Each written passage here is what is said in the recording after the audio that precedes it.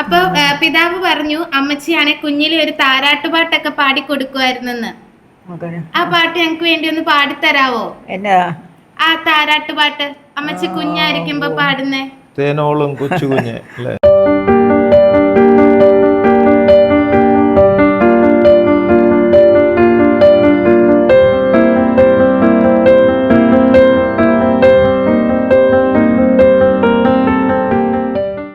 ഡരിരണ്ടരിരരും ഡരിരണ്ടരിരണ്ടരിരരും ഡരിരണ്ടരിരരും ഡരിരം ഡരിരം ഡരിരരും തേനോളും കൊച്ചു കുഞ്ഞേ കിലുകിലം ചെയ്തിടും കൺമണിയേ പൈങ്കിളി നിന്നെ നോക്കി വിളിക്കുന്നു നാഥൻ വിളവെടുപ്പാൻ.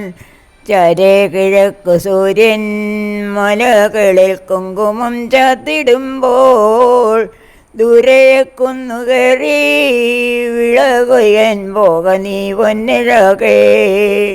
കറുങ്കറുപ്പുമേശി വിളഭൂവി കുരിരുൾ മൂടിടുമ്പോൾ മഞ്ഞുമഴ സഹിപ്പാൻ മുതുമുതം ഉണ്ണി വേഗം വളരൂ. നാഥൻ വയലിലുണ്ട് കൊയ്തിടുവാൻ ആളുകളില്ലധികം. സ്നേഹത്തിൻ പാനം പാടി വിളകൊയ്യാൻ പോക നീ പൊന്നിഴകേ. പുഞ്ചിരി ചഞ്ചിടുന്ന പുതുമുഖത്ത് പഞ്ചിക വീശി ഒന്ന് നീ പോയിടണേ ക്രിസ്തുവിൻ്റെ മുന്തിരിത്തോപ്പിലേക്കായി. അന്നു നീ പോയിടുമ്പോൾ വിളഭൂവി അന്നു നീ മുന്നേറുമ്പോൾ നിൻ സ്നേഹരജനീശോ പുളകത്തിൽ മലർ മാല ചൂടം. തേനോലും കൊച്ചു കുഞ്ഞേ കിലുകിലം ചെയ്തിടും കൺമണിയേ പൈങ്കിളി നിന്നെ നോക്കി വിളിക്കുന്നു നാഥൻ വിളവെടുപ്പാൻ. മതി, നല്ല സൂപ്പർ ആയിട്ട് പാടിട്ടോ. വായനൊക്കെ തെറ്റിപ്പോയിട്ട് കാണും. അത് കുഴപ്പമില്ല.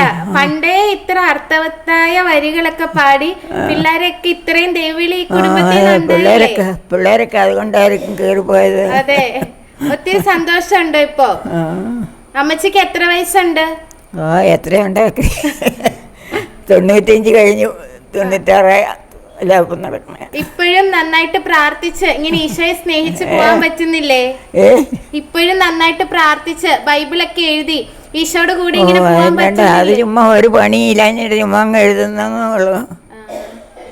ഒത്തിരി പ്രാവശ്യം ചുമ്മാ ആയിരിക്കും പേനയിൽ എഴുതി വെക്കും പ്രാർത്ഥന. നേരം പ്രാർത്ഥന അല്ലാണ്ട് തന്നെ ആയിരിക്കുന്നത്. പിള്ളേരൊക്കെ അത്തോട് പോകുമ്പോഴും വരുമ്പോഴും ഓരോ കാര്യത്തിന് വേണ്ടിയിട്ട് പിള്ളേർക്ക് അങ്ങനെ ചുമ്മാ ഡയറിക്കകത്തൊക്കെ എഴുതിന്. അന്നേരം വന്നപ്പോൾ നമ്മുടെ മോള് പറഞ്ഞു ഇങ്ങനെ പേപ്പറിനകത്ത് എഴുതാനും പറഞ്ഞു. അങ്ങനെയാണ് പേപ്പറിനകത്ത് എഴുതുന്നത്. ഇപ്പോൾ 1 വർഷം ആകുമ്പോഴത്തേനും മുഴുവൻ എഴുതാമായിരിക്കും. കഴിഞ്ഞ് ഓഗസ്റ്റ് 8 തുടങ്ങിയ